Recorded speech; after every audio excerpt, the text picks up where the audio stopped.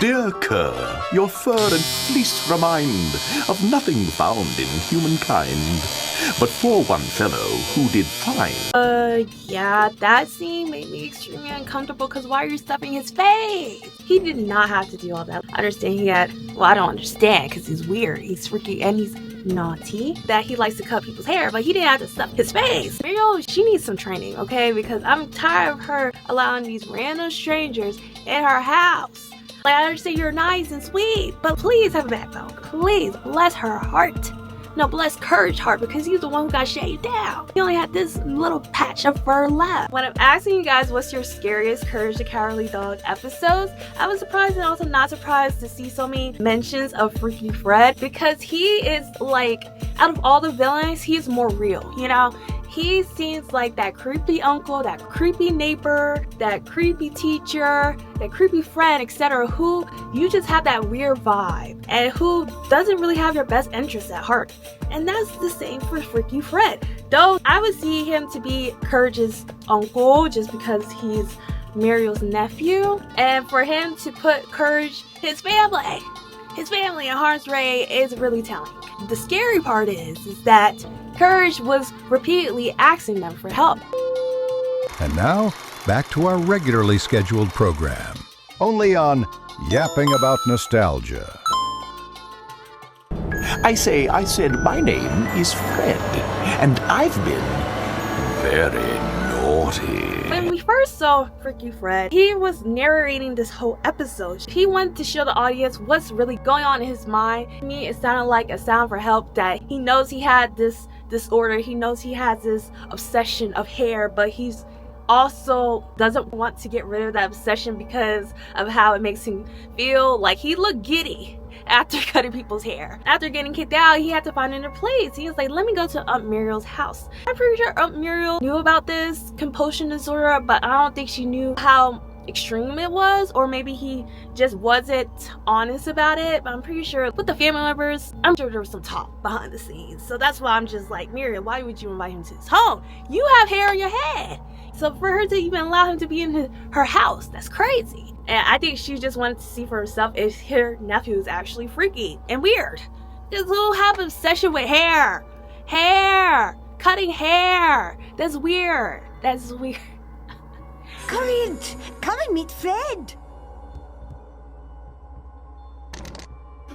So immediately, Courage could sense that something was off. There was a viewer who commented on my previous Courage the Cowardly Dog episode that Courage reminds them of a child. And you know, I had to really view this episode as Courage as a child, not just like a dog. I honestly believe that children can see stuff that we don't see just because they're just so pure, and they can sense the evil spirits. Courage knew immediately. He's like, this man's weird. I don't want him around me. I don't like him being in his house. But Muriel kept on saying like, oh, Courage, be nice. This is family. Keep on reinforcing the word family. Like, I don't care.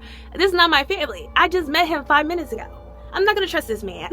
It was kind of like Muriel's gaslighting him.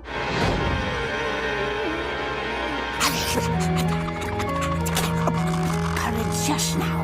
You must be exhausted, Fred, dear. I'm pretty sure she could sense that something was off because that man was just staring at Courage. Muriel cannot be that unaware. Like, she can't be. Even Eustace, he knew about it. That's why he kept on trying to not be around Fred, because he got off-putting vibes from him. You give him to the freak. No! Whoops. He locked them both in the bathroom. I'm pretty sure he locked them in the bathroom because, first of all, Freaky Fred freaked him out. He didn't want him in his house in the first place. But then, you know, he always had a distaste for Courage. I felt bad for Courage because he didn't want to be around him in the first place. Now you locked him in the bathroom indefinitely because Eustace left. He didn't want to be anywhere near him. That's really telling, because usually with Eustace, when Muriel be inviting random people in the house, he'd be like, okay, I'm just going to still stay in my chair watching TV or eating food. Like, he doesn't leave. But he left. He wanted to go when Freaky Fred came into his house. So that shows you how insane Freaky Fred was.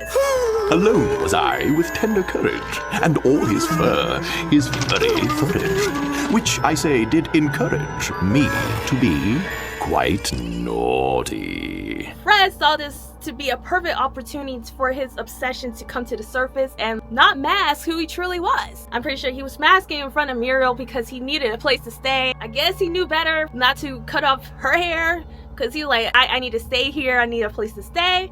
I guess that's the case, but then he saw the dog. He was like, okay, I guess I could do on the dog instead of my auntie. He kept on telling us about 3 events where he chopped and shaved people's hair without respecting their boundaries. He shaved out his poor hamster. And fetching fur did hypnotize. I filled with joy, I filled with sighs, and that's when I got naughty.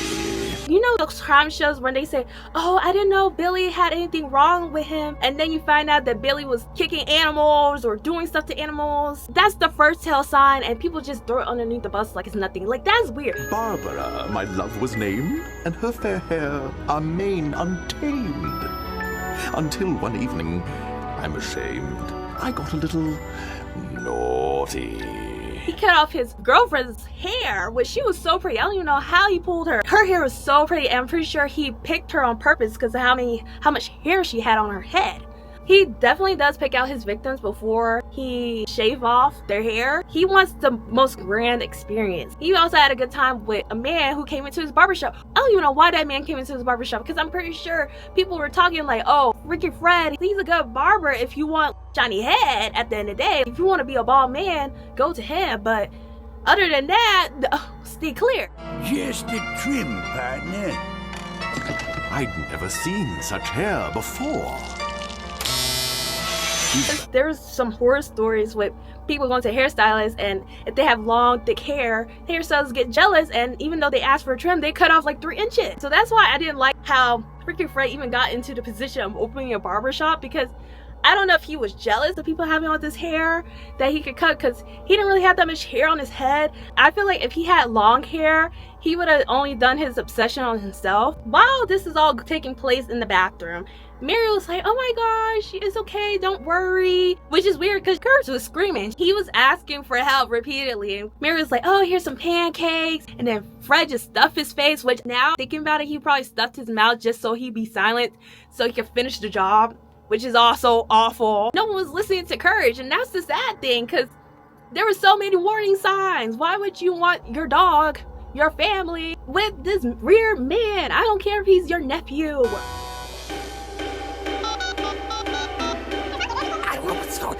There's an institution for barbers who are kind of like Fred, which I wonder how many people in that universe actually have that compulsion disorder, because that's crazy for them to have a whole institution for people like Fred.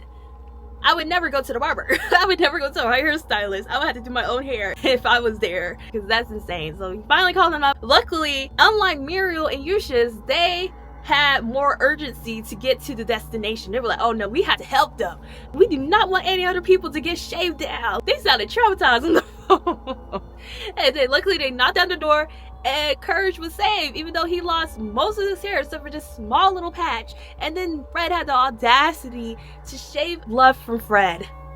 There's no love. This seemed like hatred.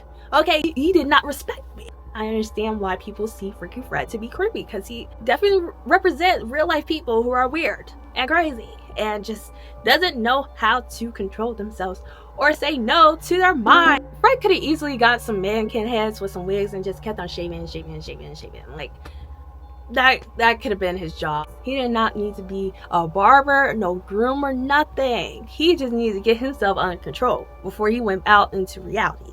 I hope you guys liked this video. Please leave a like, comment, and subscribe. We completed day 2 of the 9-night Summerween marathon, so please stay tuned for tomorrow. But I will see you guys in the next video. Bye. Peekaboo.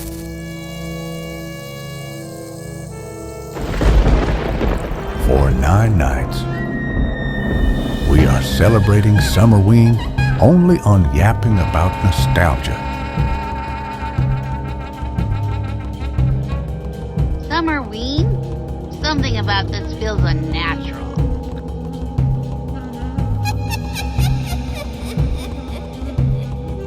See you again tomorrow for the next episode.